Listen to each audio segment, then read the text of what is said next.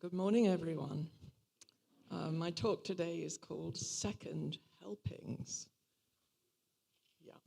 And don't we all just love second helpings? You have your first helping, and maybe you take a little bit because you're not too sure, will it taste good? Maybe it's new food to you. But then you come back for more. Second helpings are the best. Jesus is prescribing second helpings. But it's a different kind of helping that he's talking about. He's talking about giving kindness, giving a second cheek when you're abused, giving a second garment when you're accused, giving a second mile when you're used. That's the bit we're at in the Sermon on the Mount. He's talking about an alternative to the law of retribution. And actually, Jesus, in his typical way, is fulfilling the Old Testament law. It's love in action that he's preaching. It's not non-retaliation. So let's look at the text. Should be coming up. Okay, you have heard that it is said, an eye for an eye and a tooth for a tooth. But I tell you, I say to you, do not resist the one who is evil. But if anyone slaps you on the right cheek, turn to him the other also. And if anyone would sue you and take your tunic, let him have your cloak as well. And if anyone forces you to go 1 mile, go with him 2 miles. Give to the one who begs from you, and do not refuse the one who would borrow from you. So this law of retaliation in Latin is the lex talionis, and it's a kind of tit for tat, an eye for an eye, a tooth for a tooth. And Jesus says it's like punishment to fit the crime. And Jesus said, you have heard that it was said. So what had they heard? Let's have a look. Exodus, so this is what they all knew in those days.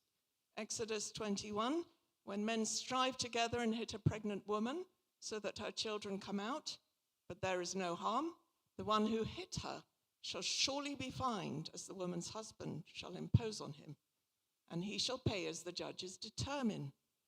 But if there is harm, then you shall pay life for life, eye for eye, tooth for tooth, hand for hand, foot for foot, burn for burn, wound for wound, stripe for stripe. It's a long, exact list. Leviticus adds fracture for fracture. And then Deuteronomy repeats it. So it's this incredible list of retaliation. And it sounds a bit brutal, don't you think? Quite nasty, really. If someone does this to you, do you do it straight back? That's the law of retaliation. But actually, it was quite kind in some ways if it was handled right in the court. We follow it in our courts, don't we? You do something and you must pay. So the judge, this woman came before the judge, and he said, what are you here for? And she said, yeah, I'm here because I stole a tin of peaches. And the judge said to her, well, how many peaches were in the tin? And she said there were 6. And the judge deliberated, and then he decided what her punishment should be. She would have 1 night in prison for each peach. So 6 nights.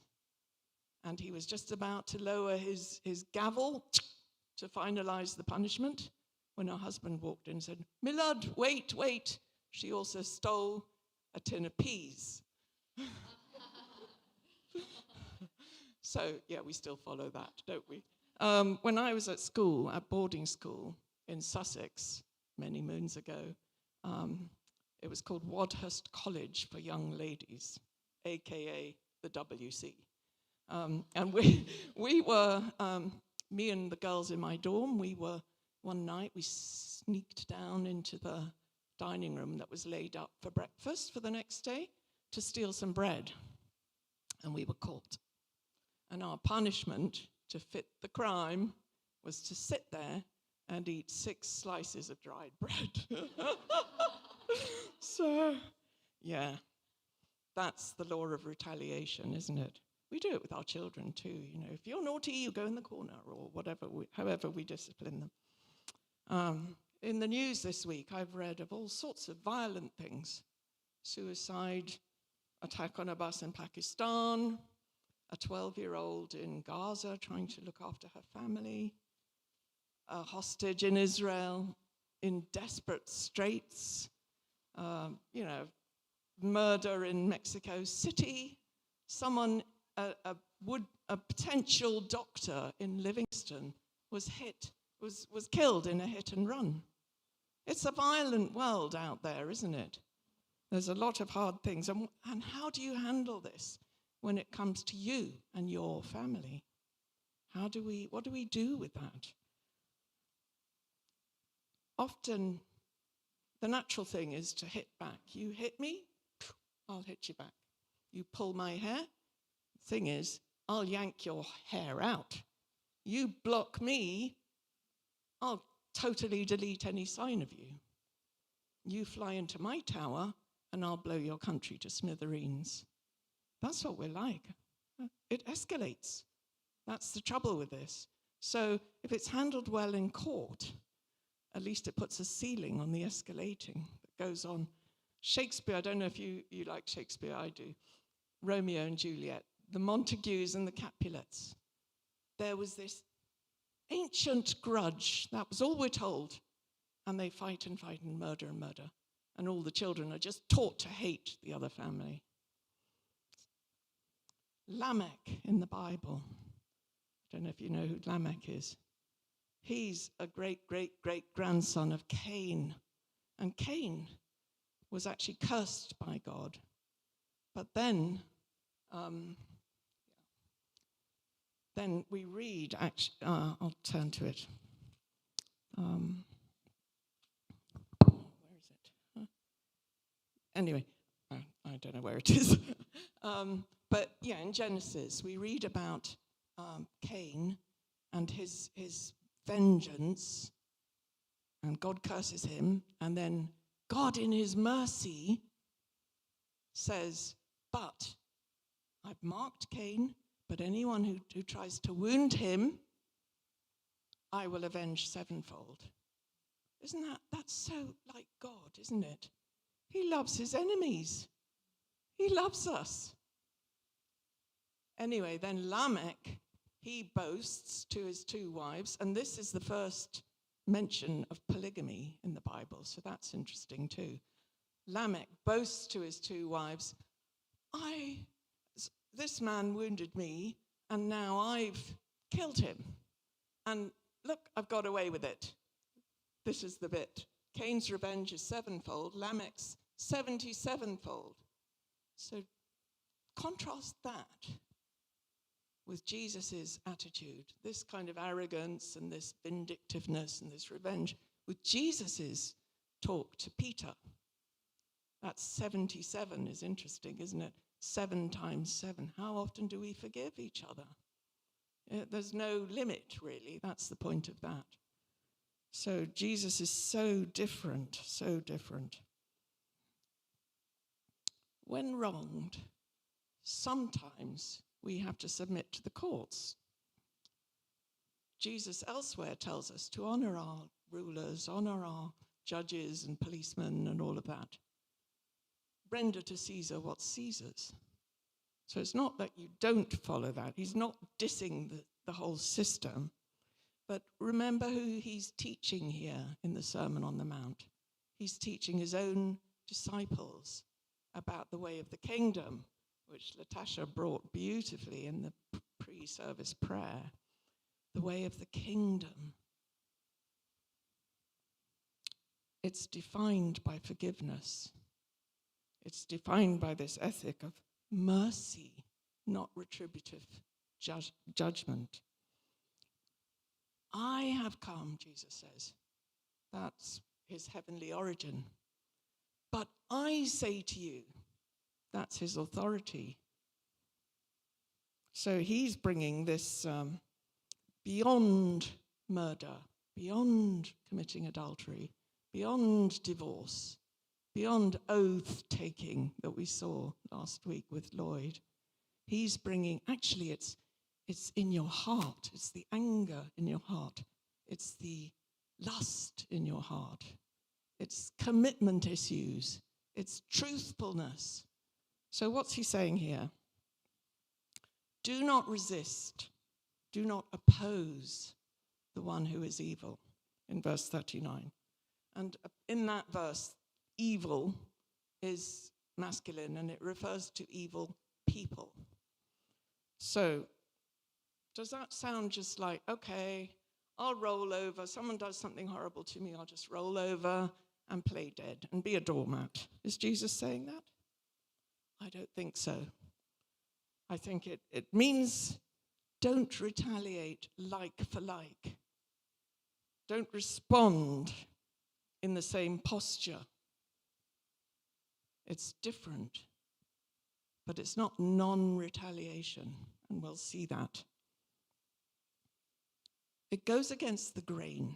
That's the trouble. We like to fume and fuss and fret, and we feel frustrated. I don't know how many times I've come back from some fracas somewhere or, something online and just, I should have said that. Some nasty little rejoinder that would have just nailed the coffin. We do that, don't we? It's so awful. Jesus and Paul, both of them, tell us not to resist evil. So, 1 Thessalonians 5:15, see that no one repays. That's an interesting verb, repays. Evil for evil, but always seek to do good to one another and to everyone. Romans 12:14 and 17 to 21. Bless those who persecute you. Bless and do not curse them. Repay none evil for evil, but give thought to do what is honorable in the sight of all. If possible, as far as it depends on you, I like that, because it doesn't always depend on us. Live peaceably with all. Beloved, never avenge yourselves, but leave it to the wrath of God, for it is written, vengeance is mine, I will repay, says the Lord.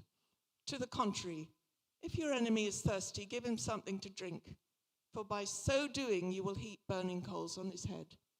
Do not be overcome by evil, but overcome evil with good. Shall we all say that last bit in red? Do not be overcome by evil, but overcome evil with good. And maybe you're thinking there, that bit about the burning coals, isn't that quite violent? Isn't that a kind of heap burning coals? It's a metaphor. He's not actually saying heap burning coals. It's a metaphor. And it is what we're talking about. It's a response, not a reaction, that is provoking. That's what we're looking at. Okay, so Jesus, the next thing I want to do is talk about Bonhoeffer. Have you heard of Bonhoeffer? He's well known for some books and for his stance in the World War. So here's a wonderful quote, living under Nazi Germany. The overcoming of others now occurs by allowing their evil to run its course. The evil does not find what it is seeking, namely resistance, and therewith new evil, which will inflame it even more. Evil will become powerless when it finds no opposing object, no resistance, but instead is willingly born and suffered. Evil meets an opponent for which it is not a match. Just have a read of that. That's a pretty amazing quote. And this man actually then died just before the end of the war. So Jesus here is giving us 4 illustrations in very much out of the first century world. So we have to look at the context. Each one introduces a person who's trying to injure us by slapping us in the face, abusing us, By accusing us and suing us in court? By drafting us and using us? Or by begging money from us? So, we don't do the same back. We don't lie there passively and just take it. Jesus presents a third option. He preserves the twofold action. So it's hit and then hit. He preserves the twofold, but he's saying, you take the second action yourself. That's the third way. And it's a kind of a bold, creative, provocative way to help the attacker in a non-violent way. That's why I've entitled this Second Helpings. These seconds actually test our character. So let's buckle up. The first one, give a second cheek when abused. Okay, so Angus is going to come up and demonstrate.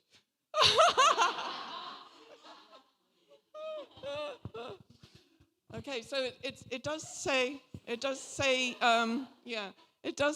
right cheek. So this is his right cheek. Oh, this is his right. This is his right cheek. So I'm right-handed. So how do I hit him? I hit him like that. I hit him like that with the back of my hand. In those days, that was a superior to an inferior. A master to a slave, like that. Or I hit him with my left hand. Well, no noise this time.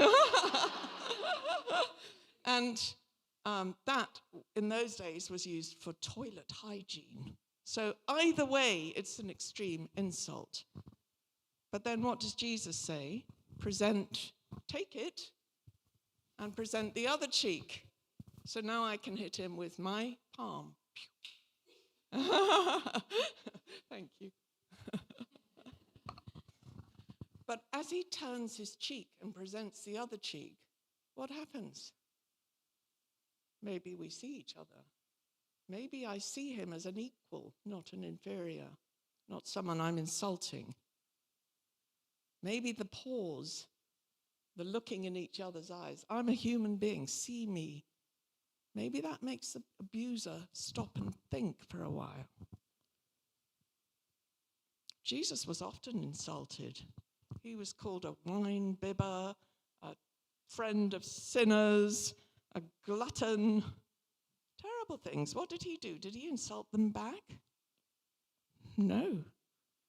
And then there's an interesting text where he's in one of the trials. Most of the time he was pretty silent in the trial. But there's one example in John 18. The high priest then questioned Jesus about his disciples and his teaching. Jesus answered him, I have spoken openly to the world. I have always taught in synagogues and in the temple, where all Jews come together. I have said nothing in secret. Why do you ask me? Ask those who have heard me what I said to them. They know what I said. All the repetition about what he said. When he had said these things, one of the officers standing by struck Jesus with his hand, saying, Is that how you answer the high priest? Jesus answered him, If what I said is wrong, bear witness about the wrong. But if what I said is right, why do you strike me? So he didn't strike him back. It wasn't eye for an eye. But he questioned him. And I expect that man went home and probably his hand was stinging or something, that God. Or, like Pilate washing his hands, or Lady Macbeth, out. He probably felt he saw Jesus. Jesus spoke to him and questioned him. Why aren't you pursuing justice properly? The disciples sometimes resisted. They ran away. They ran from danger. Remember, Paul was let down in a basket out of a window and down outside the city walls to escape. So it's not that you always resist, in that way. You never stand up against abuse. Sometimes you have to. So Jesus isn't saying that. But it's very easy to bear grudges about things said or written. Oh, why didn't I get the better desk in the office? Or why is my name not up for bonuses? Or why haven't I got the easier rota? You know, we sort of, why does the lecturer prefer that student? We feel, so-and-so's favored. I'm overlooked. I'm not invited. And we start to bear grudges. But Jesus is saying, don't be concerned about that, about saving face, about honor and dignity. It's not pistols at dawn. It's not a snarky text. It's not a frenzy of claim and counterclaim.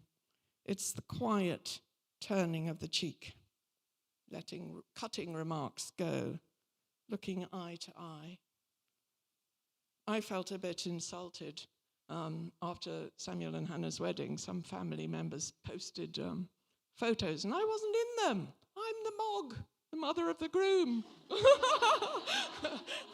So I felt a bit insulted. You know, should I just write on the family chat, I was there too, you know?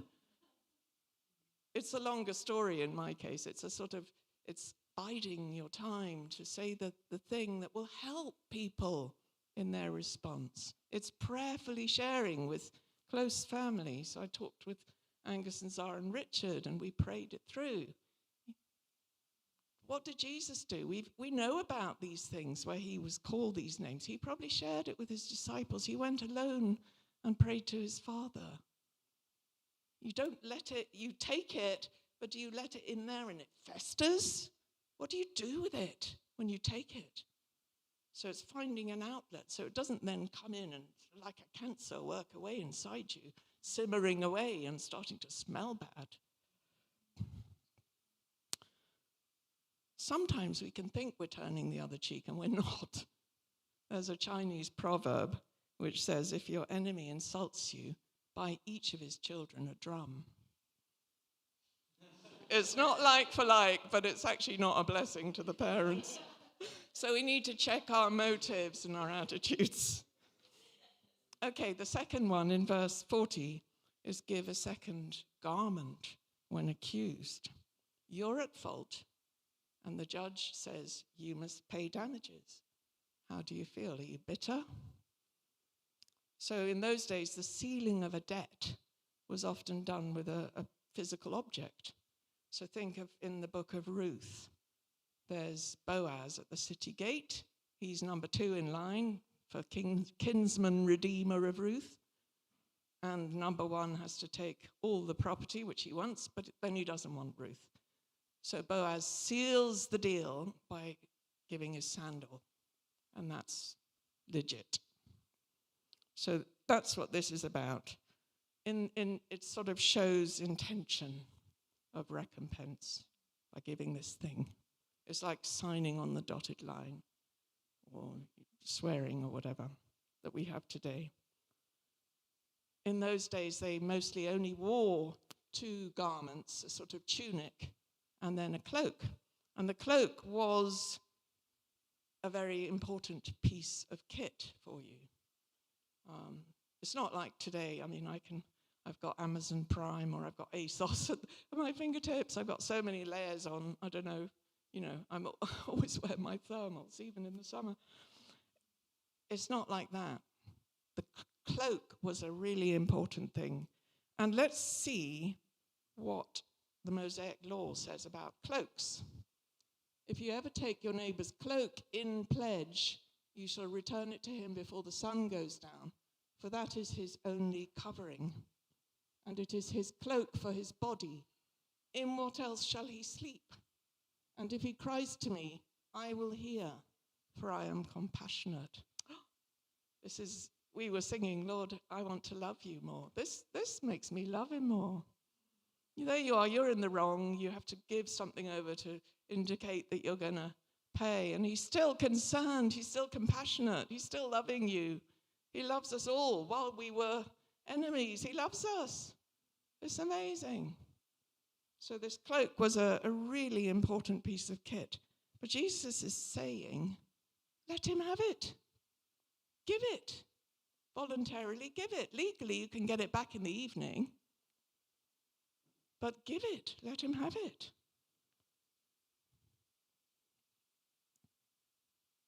Gladly, let's let go of things that are ours, legally ours to keep. Let's choose generosity.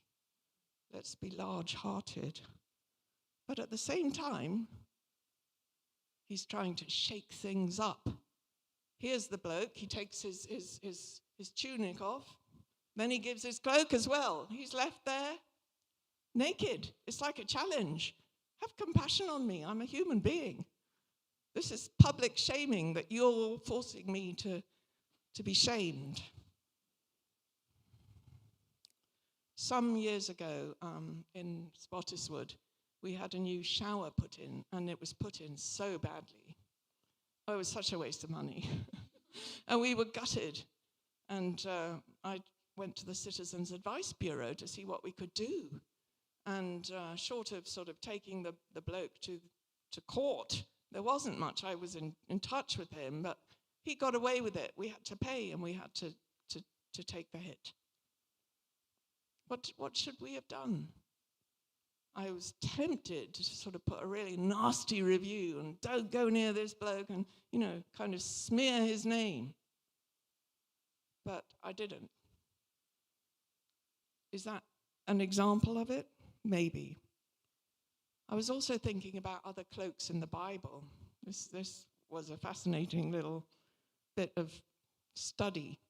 So some represent the calling or the anointing. So Hannah, the mother of Samuel, used to make a new little coat for him every year. It was a white linen coat because it was symbolic of the priest or the prophet.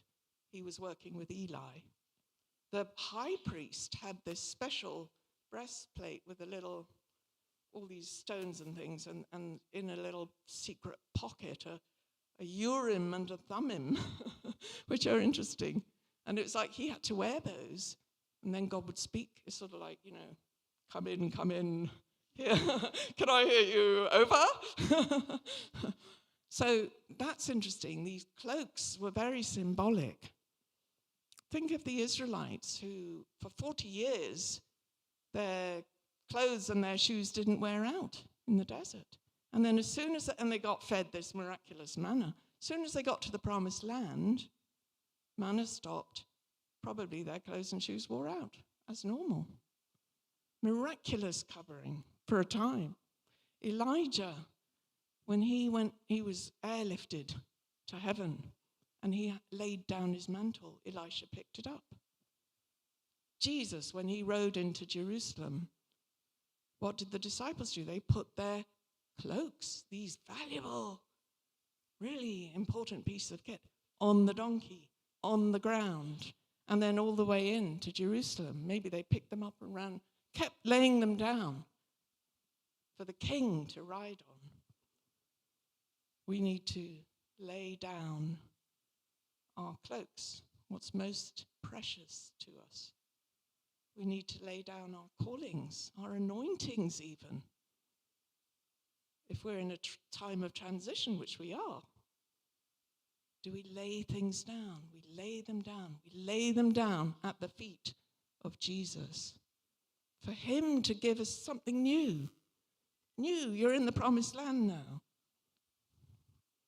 Think of the woman who pushed through the crowds to touch the hem of his robe. What an extraordinary anointing Jesus had. He took on human flesh. That was his cloak. He became a human. God of gods, King of kings, became a human. He took on that cloak, and then he laid it down, his robe, his tunic, all of it. The soldiers gambled for it.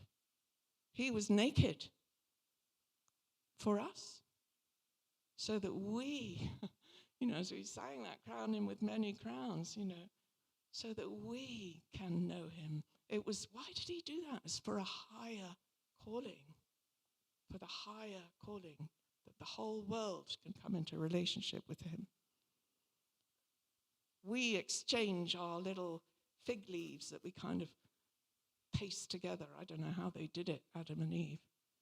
And we exchange that for the perfect, seamless, priceless robe that he gives us, his robe. We can't do it ourselves. We have to have what he gives us. So the next one is actually quite a cliche. It's so come into our language that it's kind of lost the punch. It's the second mile. Maybe I'm mixing my metaphors. I didn't always go the second mile. The previous slide, did it come through? Yeah, I didn't always go the second mile in Dubai when we lived there. We were some years in Dubai, usually because I took the wrong exit. We did so many detours driving around. But anyway, the second mile, give a second mile when used or when taken advantage of. So the context here are the Roman soldiers, and they'd learned it from the Persians before them. When you conquer a nation, you subjugate them. So the Roman soldiers could enforce you to carry their stuff or your donkey, to carry it for exactly 1,000 paces, 1 mile. So every little Jewish boy probably knew exactly how far that was. And then you had to stop. So that's the context of this. You have to do the first mile. There's no two ways about it. Jesus is saying, do the second. That's what happened with Simon of Cyrene. He was enlisted to help Jesus. Forced to. He was compelled to. Jesus is saying, it's not about the letter of the law. It's not about what you're forced to do. It's not about doing only that. It's about being willing to do more, even offer it when it's hard. It is hard. Like in the swim team at school, you do your 20 laps, now do 20 more. And you're like, oh, this is hard. Sometimes it's hard. Do you go beyond what's expected? Maybe you don't want to be the car donkey again. Ask Dom about car donkeys. We need more car donkeys in Victory Hill. Do you do it? Do you go the second mile? Maybe your diary's so buttoned up that there's no room for anything else. Maybe Apple Watch say, what? I should be doing my paces. The first mile is given, but interruptions, inconveniences, emergencies happen. Maybe there's a siren or there's a little whisper, and your lovely plans for the day, your Jenga tower, just topples. You can see that attitudes do speak loudly. So you're walking along, the soldier gives you the stuff you have to do, they're poking and prodding you, they're rude, you feel belittled, you feel used.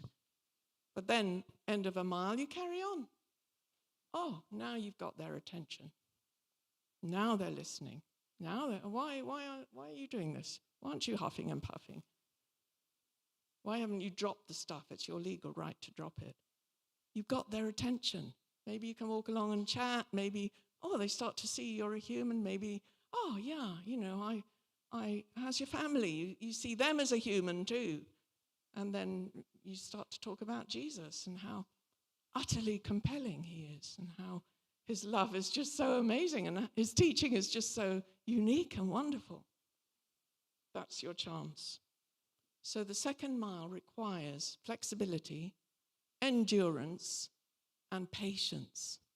Sometimes it's repeated second miles over and over and over, and then you get the chance.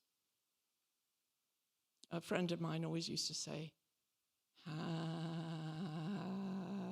patience, like that.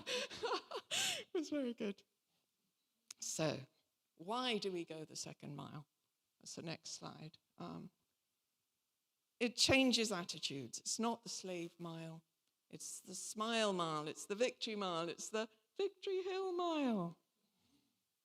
So, in Dar es Salaam, when I was living there before we married, me and Caroline, the lady I lived with, we used to have to drive the pastors around.